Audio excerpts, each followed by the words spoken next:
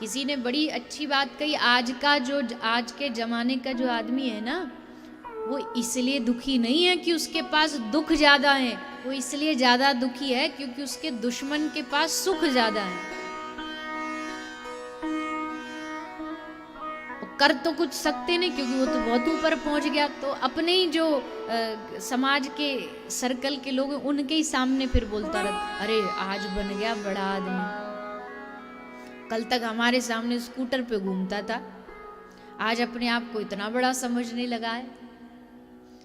अब उस आदमी पे बेचारे पे कोई फर्क नहीं पड़ रहा क्योंकि उसे पता ही नहीं है, कुछ बोल रहा है हमारे पीठ पीछे, पर ईर्ष्या।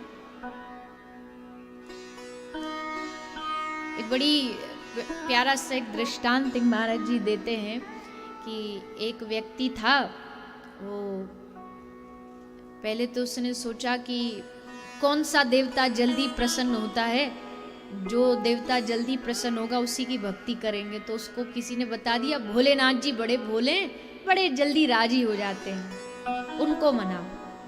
तो गया, उसने भजन किया, तपस्या की, भोलेनाथ जी प्रकट हो गए। भोलेनाथ जी ने कहा, वरम ब्रूही, मांगो क्या चाहिए। तो घर से पूरी लंबी चौड़ी एक लिस्ट सोच के आया था, पैसा भी मांग लेंगे, गाड़ी भी मांग लेंगे, घर भी मांग लेंगे, पत्नी भी मांग लेंगे, सब कुछ मांगने की सोचे आया था।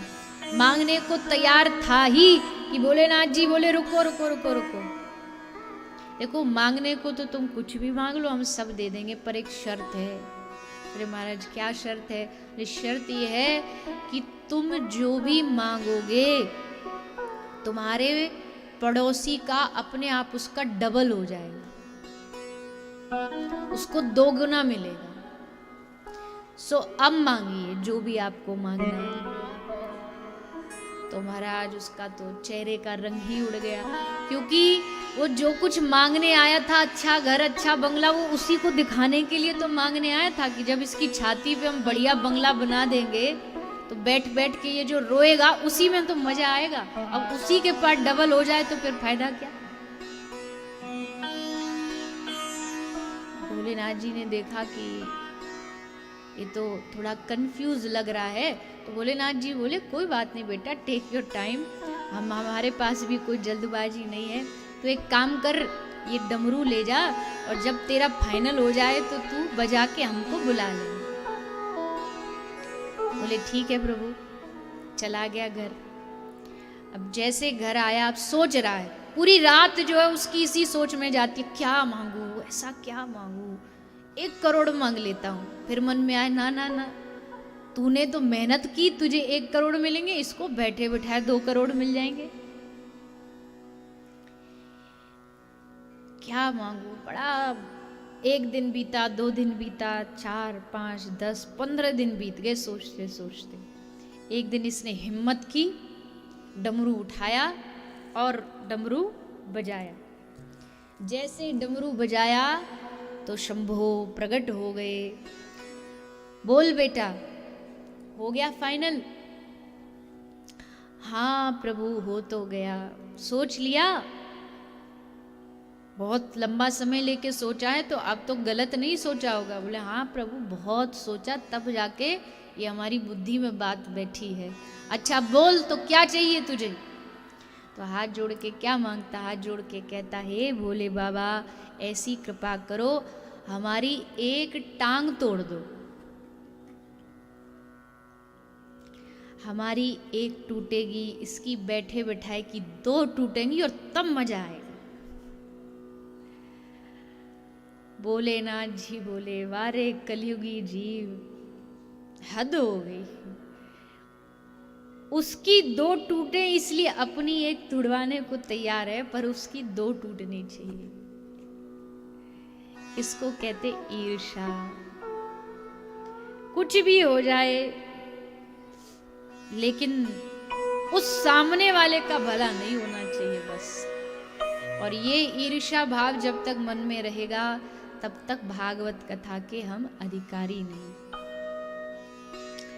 निर्मत्सरा नाम सताम, निर्मत्सरता के द्वारा जो कथा श्रवण करता है तो क्या होता है? सद्यो हृदय वरुध्यते कृत भी शुश्रूषुभिस्तत्क्षणात्। उसी क्षण श्री ठाकुर जी उसके हृदय में आकर के अवरुद्ध हो जाते हैं। व्यास जी के शब्दों पे गौर दीजिए, ये नहीं कहा हृदय में आके बैठ जाते, क्योंकि बैठा आदमी तो कभी भी उठ सकता है।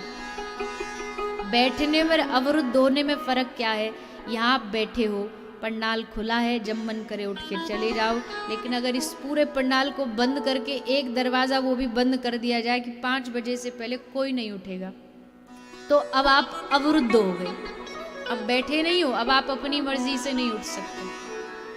अब जब दरवाजा खुलेगा तभी जाओगे। एक और उदाहरण, जेल में जेलर होता है, वो जेल में बैठा है, कभी भी बाहर आ जा सकता है, लेकिन वहाँ जो कैदी होता है वो अवरुद्ध होता है, अपनी मर्जी से आ जा नहीं सकता। तो ठाकुर जी हमारे हृदय में आके बैठ जाएंगे, ऐसा नहीं कहा व्यास जी ने, कहा अवरुद्ध हो जाएंगे, कैद हो जाएंगे।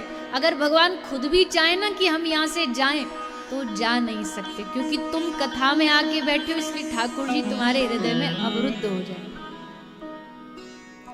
ये है भगवान की कथा। और आगे कहा, निगम कल्प तरोर गलितम फलम, ये भागवत कोई साधारण नहीं है, ये वेद रूपी कल्प वृक्ष पर लगा हुआ फल है।